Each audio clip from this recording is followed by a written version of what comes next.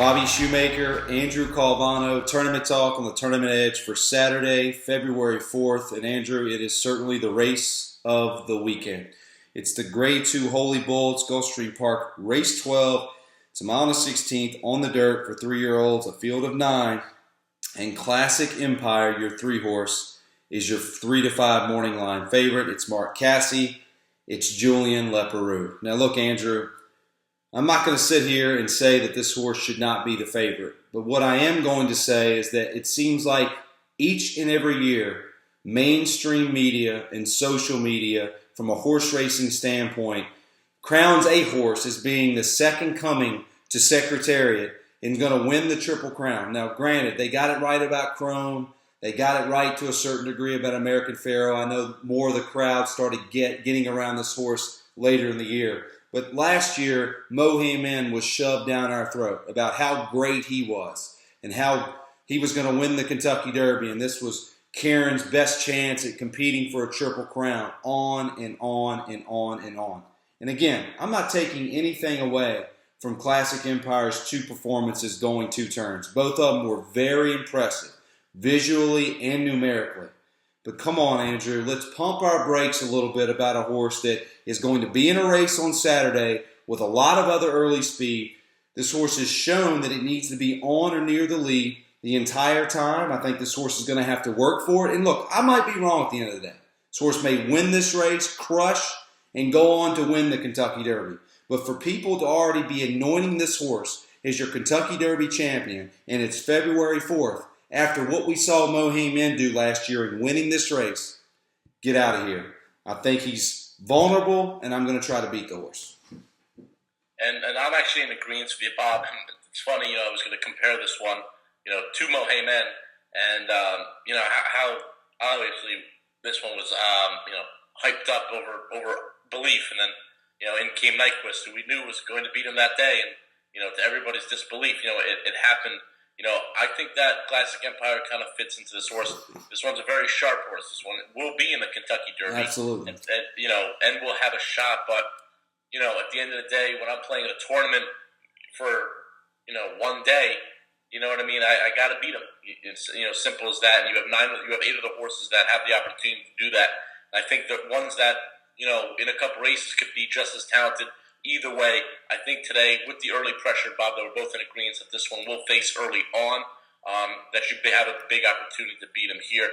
So, going into the pace, Bob, let's jump into it here. First off, a wise guy horse. I've been hearing a lot of rumblings about this horse, Grand Motion, like we talk about so often with this horse, Irish War Cry. Right. Seems to be the wise guy horse all over Twitter, all over DRF. First time Lace 6. He comes out of the Marylander on December 31st, ships down here immediately. A lot of people are hopping on this horse. You have fact-finding. Going 2 turns for the first time today for Todd Pletcher. He wins the Smooth Air, crushes it. Granted, it was in the slot, but he also crushed his other races. The Maiden Special at Saratoga in front of Kathy Story, and then the allowance race at Keeneland as well. This one has been well spaced out for Stone Street Stables. I think this one's a major player as well. Though this one took advantage of that last race and crushed beyond belief, this one has the ability to rate, and I think this one is actually going to be, if Classic Empire doesn't win, I think it can either fall in Fact Finding's hands or one other horse that I'm obviously going to land on.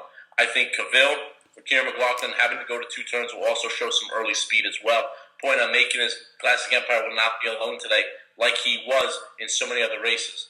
Now, granted, Classic Empire, he's 4 for 4 when he doesn't throw a jockey off his back, right? Right. So, a lot of heads up to him here, but I think he's going to face something off this type of long layoff that, the last time this was a similar layoff, he couldn't even get into the starting gate. So we'll see here. We'll see how he adapts to the long change and see how he handles pressure from a better numerical standpoint today. Look, Andrew, but as far as that, yeah. I didn't mean to cut you off. I don't want the viewers to think that I'm saying this horse isn't any good. But what I'm saying is that he shouldn't be 5-1 in the future wagering in the Kentucky Derby in the last week in January. That is preposterous. And furthermore, yes, I know the 125 is tremendous last time out, and the horse deserves to be the favorite. But anyone reading this race from a pace standpoint and knowing this horse's running style, for this horse to be 3 to 5 morning line, Again, Andrew, he may win by a pole, but that is beside the point. He shouldn't be 3-5 morning line, and he shouldn't be 5-1 in the Kentucky Derby future pool. And that's what I'm saying. I don't really play the Kentucky Derby future pool, but I do when I don't. This is when I take a horse. I take a horse that has to be. My rule is this horse has to be 20-1 or higher. Absolutely. Simple as that. And think about it. You take a 20-1 horse. However much you bet, whatever. What is the guarantee that horse gets into the starting gate? Even gets to the gate.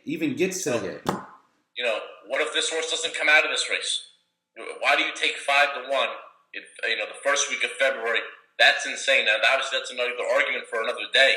But to take a horse like that, it's not like you're taking. To be honest, I would take 5-1 first week of April on a Classic Empire. Sure, if he continues to run like this. Sure, but the first week of February, come on now. We're both in agreement, Bob. This horse is a freak show so far. Absolutely. When a jockey doesn't throw him off his back, from a pace perspective, you got to take hold of the value that's in this race, other than him at 3-5. Absolutely. So from a pace standpoint, I think the 6 and the 8 are certainly going to show a lot of speed, more than Classic has ever seen. If he can chase it and crush, good for him, and maybe 5-1 looks like value. So I'll get straight to my pick. Because of the speed that I see in this race, I'm going to land on the 4-horse, Talk Logistics, Eddie Plisa, and a guy we bragged about earlier today in Paco Lopez. Fell in love with this horse's last effort going a mile. Off the layoff on a sloppy going, a 102 time form U.S. speed figure going 6 furlongs. If you want to throw the race out because of the sloppy going, that's fine, but it was still a fast race. Last time out going a mile, this horse was bumped. He was steady. He went 3 wide. He backed it up with a 4 wide trip. He was still closing like a freight train. And you could argue if that race was a mile and a 16th, he wins this race at 7-1. I get a bullet workout January 28th, 4 furlongs and 47 4/5. He beat 67 other horses. This tells me this horse is ready to run his best race yet. And I think with the pace setup that this horse could get, it may be better than everyone else. If Classic Empire isn't the freak that apparently everybody but you and I think he is, I think the 4 wins this race. And at 12-1, I might even bet this horse through the window. Without a doubt, and obviously one of the perfect off-the-pace threats in this race. And I agree with you that last race, I'm very high on Sonic Mule, and I think it may have been that 2-back race in the Buffalo Man where I just said, it may have been you and I. I'm not sure, but I remember this horse being on, and we sure have said, Sonic Mule was going to win this race with Todd Fletcher. And that's what he's been doing. It's how Todd Fletcher rolls at Gulfstream Park. He has horses that can't seem to lose. So running behind such a good horse like that twice and finishing in the money, now getting some added distance and getting away from a horse that's been a thorn in his side, I think he does get a good pace set up here. So I think Talk Logistics, is going to play a heavy factor as far as coming off the pace today. So who is your top selection, Andrew, and why? So I'm going to go with number 1, Gunnavera here. Javier Castellanos back aboard. This one's 2 for 2 with Castellano aboard him. I watched the Delta Jackpot race this morning and really just fell in love with the horse. Now, the control to that argument is who was in that race, right? And who was going to Delta Downs for that grade 3 stakes. If you look, Javier Castellano just hits his whip once going into the far turn. This horse goes from 9th to 1st, very easy, and he eases him under the wire. I think the horse could have won by 10 lengths. I think the connections knew that was going to happen because there was a weak field that you can argue. I think there were some good horses in there, but it's nothing like it was a prep, necessarily another prep specifically for the Holy Bull. You know what I mean? At the end of the day, this was a grade 3 at Delta Downs, and not many stronger horses go there. So I will agree to that standpoint. That's probably why the buyer came back so low, only an 88 on my standpoint. But this one ran well. 2 back in Breeders' Futurity at Keeneland against this horse, against Classic Empire off the layoff. It was a mediocre ride, in my opinion, and it was in no way comparison to the Saratoga Special, though that was a sprint. But this one was in the 6th path, was moving out, just a terrible ride. So I like the confidence that Castellano's been showing in this horse. That January 28th, over at Gulfstream Park West, the workout, a minute flat for 5 furlongs. I like this one being ready here. So hopefully Antonio Santa, who has shown to be one of the better trainers here as well as the Absolutely. top Fletchers and Jorge Navarro's as well. They have a lot of confidence in this horse. This horse was only bought for $16,000.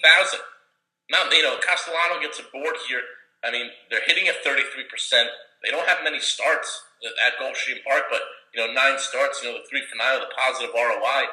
This one has the proven ability to come off the pace. If I can trust anybody, any jockey that can weave in and out of traffic, Bob, it's Javier Castellano. So if I can get $11, I'm okay with that. So I'm going to roll with the one Gunnar Bear. Wanted to ask you about the 7, Shamson, Kieran McLaughlin, Luis Saez. Luis having as good a meet as he's ever had anywhere in the country. I believe he's winning the jockey standings as the viewers watch this show at Gulfstream Park. And Kieran McLaughlin just seems like this time of year, doesn't it, Andrew, that he finds himself. He's hot as you could possibly imagine right now. Was the 9-length victory due to the slot, or has this horse found himself? Kieran obviously thinks he's got a shot to run well. Yeah, and the Shadwell team out of Bernardini, obviously, those two names, coincide with confidence right there. Surprised to see him, hit the turf so quick. He loses actually that debut to a good horse in It's Your Nickel. But it seems like the rain just follows this horse, muddy, yielding, sloppy. What can this one do on a fast track? I'm not really sure, but either way, I don't think this horse is ready like some of the other horses are in this race, and that's why he's 20 to 1. But obviously, Kieran is heating up, but 33%. I just don't think this one is ready to make a run today. Go back in detail with me in reference to Irish War Cry, the 5. You mentioned that this horse is the wise guy horse. My man Kevin Cox is picking this horse on top.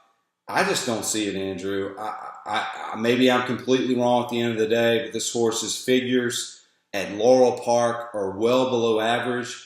Do you like this horse, and do you think it's a case of people trying to see into the future, first time stretching out? Because to me, Andrew, this horse looks to be way, way, way up against it.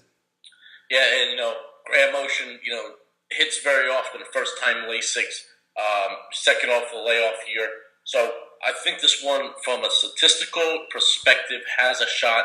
He's going to hit 2 turns for the first time today. They get Rosario, but 15 to 1 isn't that crazy. I don't think this horse can beat Classic Empire. I don't think he can beat Talk Logistics.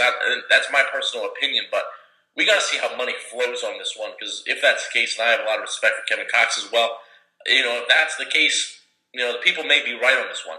Why they're on him? Why is he the wise guy horse? I don't get it. Maybe it's just a Grand Motion statistical thing. Maybe there's some rumblings, obviously. A Curlin Colt making his 3rd start is often when they prime, and this one obviously primed a little bit earlier.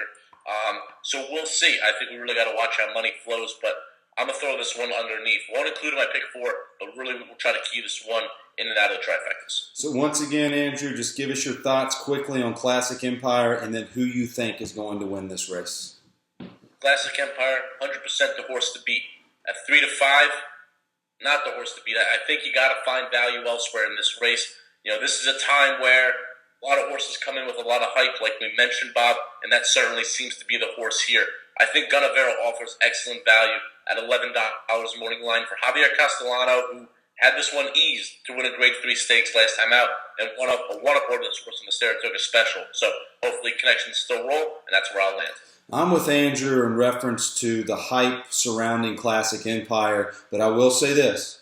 If he wins this weekend and does it the way he's been doing it, then I'll tip the cap, and I will then admit that this horse should be your early Kentucky Derby favorite. But I'm not sure he's going to win this race, guys. I think Talk Logistics wants to stretch out. I think the mile and the 16th for this 4-horse is exactly what this horse needs and wants. And I think Paco Lopez, who's riding better than anyone on the grounds, will understand the pace scenario and set this horse up to make one run to get the job done at 12 to 1 morning line.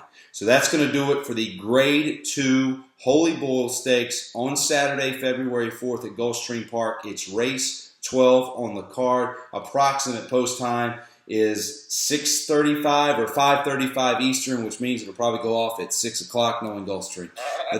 But that is for Andrew Calvano. I'm Bobby Shoemaker, and until next week, good luck. Good luck, guys.